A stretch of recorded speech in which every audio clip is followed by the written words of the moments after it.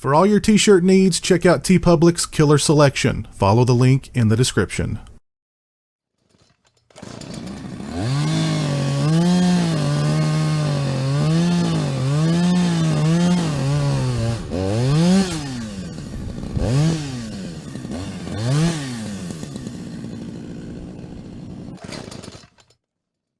Hey, what's up, people? Piz out here, and today I want to talk to you guys about the upcoming Arrow Video Blu-ray release for 1987's Doom Asylum. Now, this is partially going to be a review of the movie as well as a review of this Blu-ray release.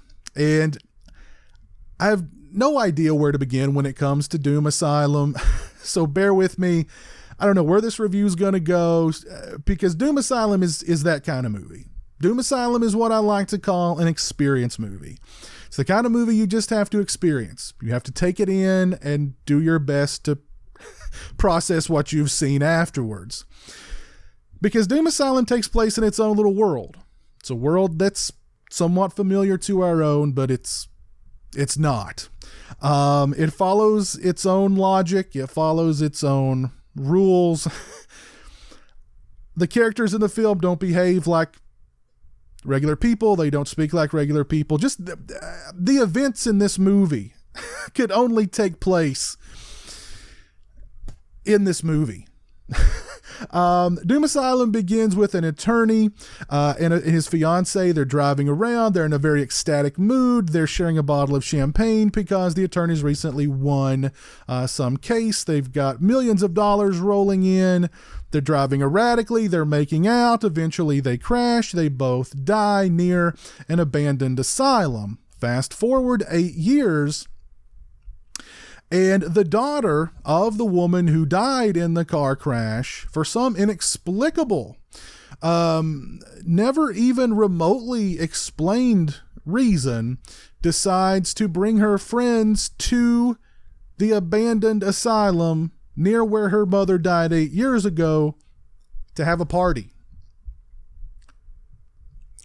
Then two very unfortunate things happen for her and her friends. Number one, they bump into this band that's practicing inside the abandoned asylum. And when I say that they're the worst band ever, that's a bit of an understatement, because the noise that they're creating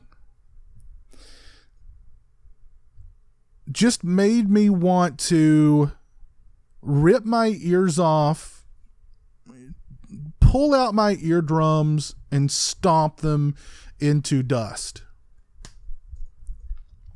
The second unfortunate thing that happens for them is they discovered that the attorney who was driving the car at the beginning of the movie, who died in the car crash, he wasn't really dead. He was only kind of dead. He wasn't fully dead, because he wakes up on the slab right after the coroner, a mortician, I have no idea who, has cut off half of his face. So he wakes up, he sees, he doesn't really see, he realizes that half his face is gone, and he's a little upset. He goes crazy. He ends up in the basement of the abandoned asylum, where he just, I guess he's just hung out for the last 8 years watching this old black and white Sweeney Todd movie. And then he begins to pick off this girl's friends and these band members one by one. And this is a really bad movie. There's no beating around the bush when it comes to Doom Asylum. This is a bad movie. But it's almost as if the filmmakers intended to make a really bad movie, because the intention with Doom Asylum was to make kind of a satire of 80s slasher movies. They don't do a great job with the satire or with the comedic elements in the film, although there are a couple of good comedic elements in the film, I do have to say. The boyfriend of the daughter of the woman who died at the beginning of the film, he's very indecisive, and his dialogue is like, maybe we need to get out of here, or maybe we should stay. I think I should go think I should go look for Jerry. Maybe I shouldn't. His girlfriend, who's played by Patty Mullen from Frankenhooker, she plays dual roles in this film. She's the woman who dies at the beginning of the film in the car crash, and she's also her daughter. Odd. Her and this guy make a deal in the film to wherein she calls him mom. So for most of the movie, this girl's calling her boyfriend mom. And at one point, he is like, hey, let's have sex. And she's like, that would be incest. It's almost like the director pulled half of the cast aside and said, okay, this is a comedy. Be over the top. And then he pulled the other cast aside and said, you guys take this very, very seriously. Okay, this is a drama. So you have sort of, the performances are really odd in the movie. It's kind of like half the cast got it. Like, this is bad, so let's just go over the top with it and be silly. And the other half were like, let's try and be really dramatic, but they're not that good of actors. So it's, yeah. Kristen Davis from Sex and the City is in this film. I'm not sure if this was her first film or not, but I'm sure she lists this at the very top of her resume even today. The rest of the cast do a pretty good job, I guess, with what they've got. Patty Mullen from Frankenhooker, of course. As I said, she plays dual roles in this film. I'm not sure if the director directed her to perform as stiff as she does in this movie, as wooden-like as she does in the movie, or deliver her dialogue with just wooden, just so flat. I'm not sure if that's how he directed her to act. Weird stuff. The kills in the movie, there's a couple of good kills in this movie. There's one where the killer dunks a woman's face into a sink of acid, and the results of that are pretty cool. There's a cool one involving a guy who gets a drill through the forehead. But then there's some really, really bad ones that just really, really bad. Yeah, and the effects in the movie. Now, this was a very low budget movie, and you've got some good effects, and then you've got some really bad effects in the movie. The look of the killer is actually not bad at all. The guy who plays the killer does a fine job, but they clearly were trying to make this guy like some sort of Freddy Krueger, constantly punning, just killing people, and then always following that up with a one-liner. Some of them not bad, some of them very cringy. And it's also the kind of movie that just kind of, it just sort of ends. It's kind of like one of those movies where like somebody was standing off to the side with a stopwatch and they were like, okay, once we get this thing to feature length, we're done here. Okay. we're just gonna stop. And then like in all of this, the sequences of the killer down in the basement watching the black and white Sweeney Todd movie clearly were intended to just stretch this thing out. It's only 79 minutes. And I would say a good probably 20 minutes are filler. Oh my goodness. This is just a crazy movie.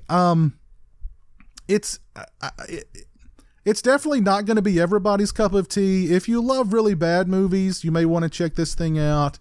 If you have to see every single slasher movie from the 80s that was ever made, you should check this out. If you're in the mood for an experience kind of movie, definitely check this thing out. Otherwise, I can't wholeheartedly recommend Doom Asylum. It was mildly entertaining to me, at least for a little while. But it's just,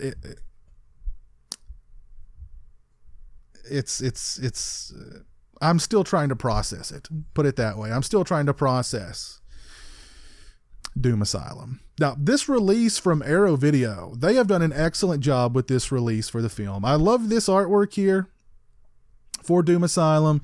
You get a very nice, very, very nice full color booklet inside. Some images with some images from the film there. You've got a write-up by Amanda Reyes. Let's see here. There's the lovely Patty Mullins. Oh my goodness, there's this guy's he can't keep a straight face on the set. Yeah, it's there's Patty Mullen on the back. We've got a reversible sleeve inside with the original artwork for Doom Asylum there. I saw this artwork staring at me from the video store shelves many times, and because of that artwork, I passed on Doom Asylum many times. As far as the picture quality and the sound quality are concerned, I do believe this has a 2K restoration from the original camera negative. The picture quality and the sound quality were both fantastic, and this was a low budget film, but this movie looks absolutely fantastic on this Blu-ray. The picture quality and sound quality are both fantastic. I'd give them both a 4 out of 5. You can choose to watch this movie in either the 1.78 to 1 aspect ratio or the 1.33 to 1 aspect ratio. The 1.78 was how the cinematographer framed it, as if it were going to be a theatrical release. This movie was not a theatrical release when it was released on VHS back in the day. Of course, it was cropped, so you can watch it in either the widescreen or in the cropped aspect ratio. As far as extras are concerned, we have Tina's Terror. It's 17 minutes and 56 seconds in length. It's a brand new interview with actress Ruth Collins. Miss Collins discusses starting her career as a model before becoming an actress. She discusses auditioning for Doom Asylum and getting the gig. She discusses the long hours and the limitations of working on guerrilla films like Doom Asylum from that era, saying that it was a lot like the Wild West. She discusses what it was like to shoot the film inside a real abandoned sanatorium. She discusses working with Patty Mullen, Kristen Davis, and the other cast members, and how she remained friends with many of them for a long time after the film wrapped. Ms. Collins discusses the cult status of Doom Asylum and how proud she is of the film. A very nice interview with Ms. Collins. Next up, we have Movie Madhouse. It's 19 minutes in length. It's an interview with director of photography Larry Ravine. Mr. Ravine discusses his early career and how he got involved in Doom Asylum. He discusses shooting on location inside the abandoned sanatorium. He discusses working with director Richard Friedman. He says that he didn't watch Doom Asylum for many years. And when he finally watched the movie, he was appalled by it. But nice interview with Mr. Ravine. Next up, we have Morgues and Mayhem. It's 17 minutes and 38 seconds in length. It's a brand new interview with special makeup effects creator Vincent J. Gostini. Mr. Gostini discusses doing the effects work for Doom Asylum, working on a lot of the gags in his mother's pantry. I'm sure she appreciated that. He discusses being inspired by artists like Dick Smith and Tom Savini. He discusses special effects in the film that he created, the ones that worked and the ones that didn't work. He discusses exploring the catacombs beneath the sanatorium and discussing that someone had been living down there. He discusses being embarrassed by the film when he first saw it, but grew to appreciate Doom Asylum over the years. Very nice interview with Mr. Gostini. Next up, we have archival interviews with executive producer Alexander W. Cogan Jr., director Richard Friedman, and production manager Bill Tasgall. It's 10 minutes and 56 seconds in length. Mr. Cogan discusses the video distribution market at the time, and all he wanted out of Doom Asylum was some laughs, some nudity, and a lot of gore.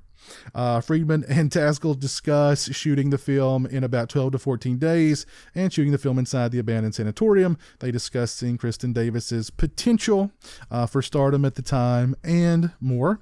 Nice interviews with them. We have a still gallery and we have two audio commentaries, one with screenwriter Richard Marks and the other commentary with The Hysteria Continues. I listened to about 15 minutes of the commentary with Mr. Marks. He just basically discusses how he got the gig writing the screenplay for Doom Asylum and his thoughts on the film. This is a very nice Blu-ray release from the folks over at Arrow Video for Doom Asylum. If you're a fan of Doom Asylum, you definitely want to look into picking up this Blu-ray and adding it to your collection. You've got some really nice extras on this release, and the picture quality and sound quality are fantastic. If you've not seen Doom Asylum and you're in the mood for an experience kind of movie, or you're into bad horror movies, or again, you just have to see every 80s slasher movie that was ever made, I'd recommend Doom Asylum. It's definitely not going to be everybody's cup of tea, but this release by Arrow Video is a very, very nice one. If you've seen Doom Asylum, please let me know your thoughts on it down in the comments section below. If you like this video, please leave it a thumbs up. If you're not following me on social media, those links are in the description. They're also right around here. As always, thanks so much for watching. I really appreciate it. Take care, and until next time, peace. Join the $1 a month club and help support my channel on Patreon. Thank you to my current patrons: Kevin Smythe, Orc145626, B-Movie Mike, Stephen Flanagan, Lori Holt, Mitch Odell, Craig Farrand, Robert Sobel, Farron Sutton, Jeremiah Lambert, Turi Delamore, Joseph Charlesworth, Grindhouse Grotto, Derek Jana, PB Sam 6, Demon Waffles, Tim Williams, Stone Gassman, Zachary Barton, Mr. Bibby 86, James Welch, and Eli Geisler.